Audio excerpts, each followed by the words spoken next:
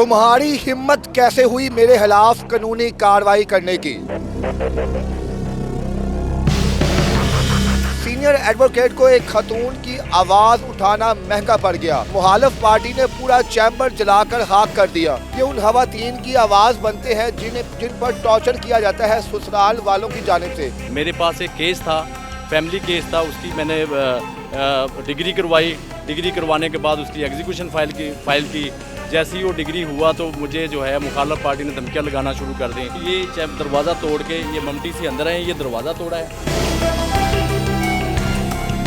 मेरा सब कुछ जो टेबल था, यहाँ पे टेबल था, लैपटॉप था, प्रिंटर था, जो कीमती डॉक्यूमेंट्स थे, जो फाइलें थी, वो सब कुछ जला के राख कर दिया है। मैं 19 तारीख को आया हूँ, 17 तारीख को ये उन्होंने धमकी लगाई थी कि आपको देख लेंगे और आपके वकील को देख लेंगे।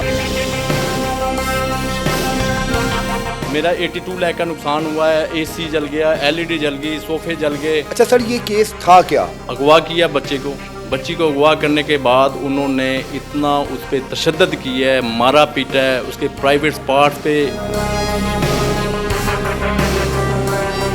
मैंने उससे कहा कि आप मेरी बेटी हो, मैं आपका केस कंटेस्ट करूंगा चाहे मेरी जान चली जाए। तुम्हारी हिम्मत कैसे हुई मेरे खिलाफ कानूनी कार्रवाई करने की। सीनियर एडवोकेट को एक खतून की आवाज़ उठाना महंगा पड़ गया। मुखालिफ पार्टी ने पूरा चैम्बर जलाकर खाक कर दिया। इस वक्त मैं मौजूद हूँ मॉडल टाउन कचहरी में और मेरे अकब में जो आपको एडवोकेट बैठे हुए नज़र आ रहे हैं, ये पिछले 20 साल से क्राइम के केसेस देख रहे हैं जिनमें इन्हें सैकड़ों खवातीन को इंसाफ दिलाया है। ये उन खवातीन की आवाज़ बनते हैं जिन पर टॉर्चर किया जाता है ससुराल वालों की जानिब से। ऐसा ही एक केस इनके पास आता है। खतून गिड़गिड़ाती हुई चौधरी साहब के पास आती है और कहती है कि मेरा खामद मुझ पर जुल्म करता है, मुझ पर टॉर्चर करता है।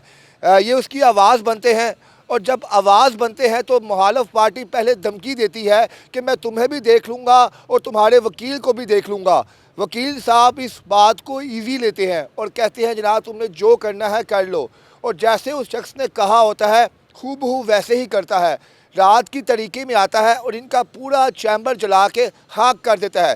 एक कहानी का आगाज़ कहाँ से होता है और किस तरह इनके चैम्बर को जलाया गया, ये केस था क्या। अस्सलाम वालेकुम सर, आपका मुकम्मल नाम क्या और कितने साल से आप कानून के तालिब इल्म हैं और कब से आप अपनी खिदमत दे रहे हैं? मेरा नाम चौधरी अहमद असगर खान एडवोकेट है, एडवोकेट हाई कोर्ट हूँ। और मेरा चैम्बर जो है ये माल्टों कचहरी में चैम्बर है और ये वज़ीर आज़म का घर है। साथ ही ये तकरीबन 500 फुट की मसाफत पे जो वज़ीर आज़म का हाउस घर है, बिल्कुल हसास एरिया है। और मुझे दुख हुआ है कि मेरे चैम्बर को जला के राख कर दिया है।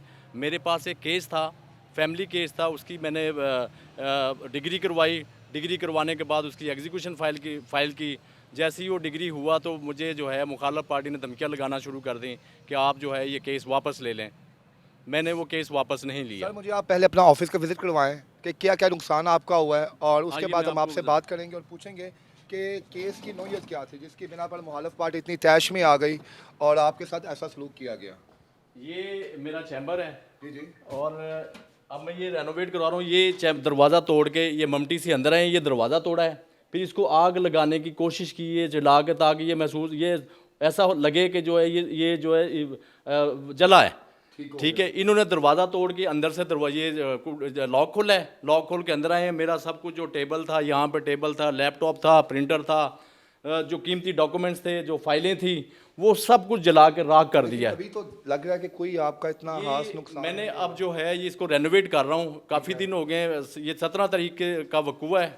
मैं 19 तारीख को आया हूँ, 17 तारीख को ये उन्होंने धमकी लगाई थी कि आपको देख लेंगे और आपके वकील को देख लेंगे। आपके पास कोई वीडियो फुटेजेस हैं जिसमें आपका नुकसान हुआ हुआ नजर आ रहा है? मेरे पास वीडियो मौजूद हैं, फुटेजेस मौजूद हैं। बिल्कुल ये तो ब्लैक हो गया था। अब तो ये इसी जो लेंटर है, लेंटर में भी दरारें पड़ गई हैं। क्या नुकसान आपका सर हुआ है? लेंटर में ये जो है तकरीबन जो मेरा 82 लाख का नुकसान हुआ है। एसी जल गया, एलईडी जल गई, सोफे जल गए, ये जो है इधर प्रिंटर रखा हुआ था वो जल गया है। स्क्रीन पर वीडियो भी हम लोग चला रहे हैं, इसमें आप देख सकते हैं कि वकील साहब के चैम्बर की तमाम कीमती चीज़ें जो हैं वो जल कर खाकस्तर हो गई हैं और जो यहाँ पे एसी लगा हुआ था वो ऐसे मेल्ट होके नीचे गिरा है जैसे कोई प्लास्टिक का कोई स्पून जब उसको आग लगाते हैं वो गिरता है।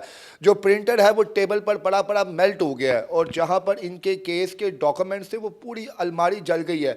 सर ये तो आपका जो नुकसान हुआ है, एसी हो गया, प्रिंटर हो गया, ये तो फिजिकल एक लॉस है। जो आपके डॉक्यूमेंट्स हैं वो कितने कीमती थे, उसमें क्या क्या? मैं समझता हूँ जो वकील का सरमाया है उसकी फाइलें होती हैं, ठीक है। मेरे पास केसेस के 302 के केसेस थे जो हाई कोर्ट में पेंडिंग थे, जो सेशन कोर्ट में पेंडिंग थे, और ज़मीनों के केसेस हैं जो करोड़ रुपए की, अरबों रुपए की मालियत के केसेस थे। उनके असल डॉक्यूमेंट्स थे, मेरे अपने डॉक्यूमेंट थे, मेरी अपनी रजिस्ट्रियाँ थी।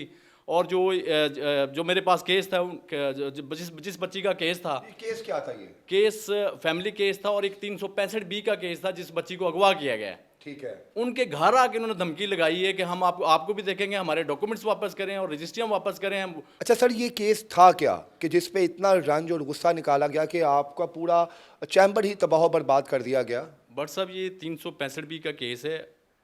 अगवा किया बच्ची को अगवा करने के बाद उन्होंने इतना उस पर तशद्दुद किया है, मारा पीटा है, उसके प्राइवेट पार्ट्स पे मैं बयान नहीं कर सकता कि जो उनके उस बच्ची के साथ इन्होंने किया है मुलजमान ने।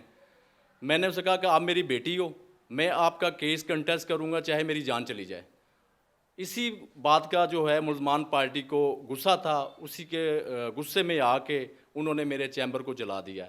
लेकिन मैंने निशानदेही भी की है मुलजमान की, पुलिस ने अभी तक किसी मुलजम को गिरफ्तार नहीं किया। क्या समझते हैं आप तो खुद कानून के तालिब इल्म हैं, पिछले 20 साल से आप अपने इस शोबे से जुड़े हुए हैं, आपको इंसाफ नहीं मिल पा रहा तो एक आम शहरी को कैसे इंसाफ मिलेगा? मैं तो खुद परेशान हूँ कि एक वकील के जो, क्योंकि हम कानून के तालिब इल्म में हमेशा सीखते रहते हैं। वकील जो होता है तालिब इल्म में होता है।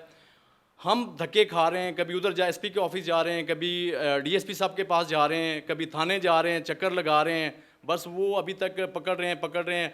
हमने मुलजमान को पॉइंट आउट भी कर दिया कि ये मुलजमान है हमारे, इनको अरेस्ट करो, लेकिन अभी तक अरेस्ट नहीं हुए। अभी तक नहीं आपको इंसाफ मिला? अभी तक इंसाफ नहीं मिला। ये बताएं कि ये आग कब लगी और आपको किसने बताया, और जब आपने देखा उस वक्त आपके क्या तासुरात क्या थे?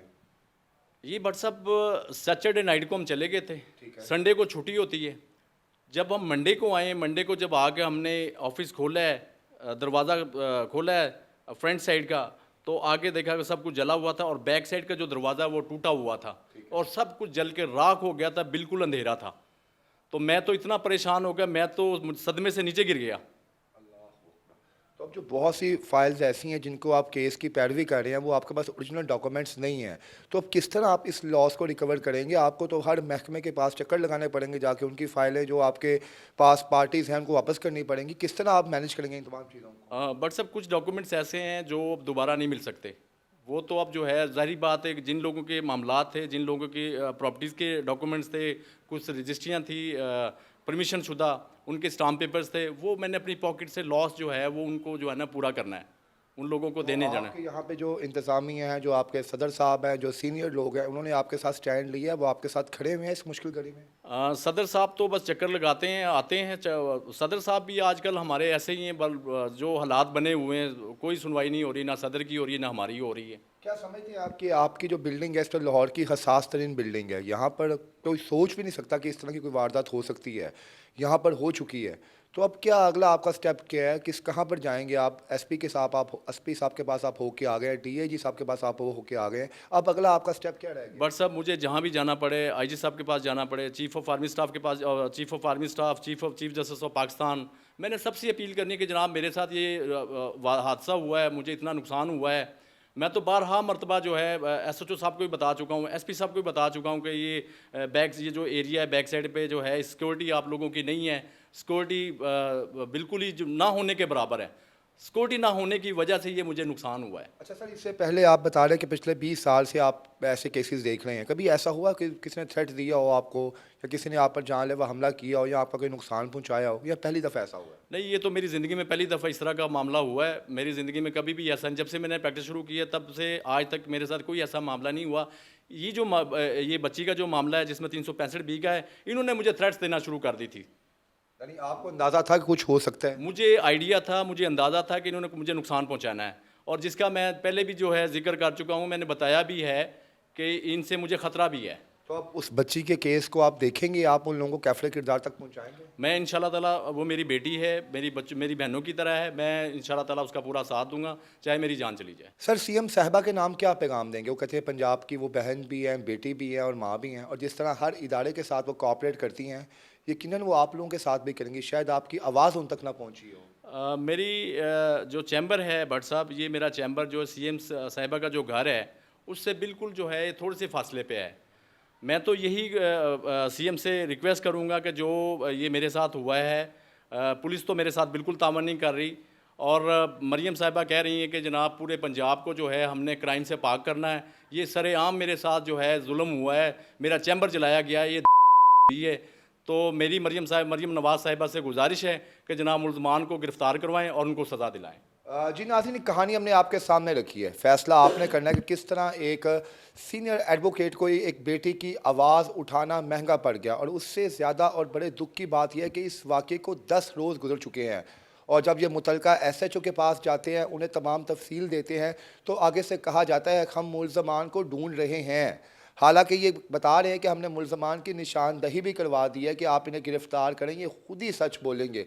लेकिन अफसोस, शायद हमारे जो पंजाब पुलिस के जवान हैं वो किसी मसीहा के इंतज़ार में हैं कि वो आए और ख़ुद हमें मुल्ज़मान के हाथ पकड़ा दे और हम उसे कैफले किरदार तक पहुँचाएँ। ऐसा बिल्कुल भी नहीं होता। आपको एफ़र्ट करनी पड़ती है, और एफ़र्ट के बाद ही कोई शख्स जो है कानून की गिरफ्त में आता है। इस स्टोरी को मैक्सिमम शेयर करें ताकि सीएम साहिबा मरियम नवाज़ साहिबा, हमारे प्राइम मिनिस्टर साहब शहबाज शरीफ साहब तक पहुँचे कि उनके इलाके में कितना बड़ा सान्या हुआ है और अभी तक किसी ने इसी पर आवाज़ नहीं उठाई। इसके साथ ही इजाज़त दें। अल्लाह हाफ़िज़।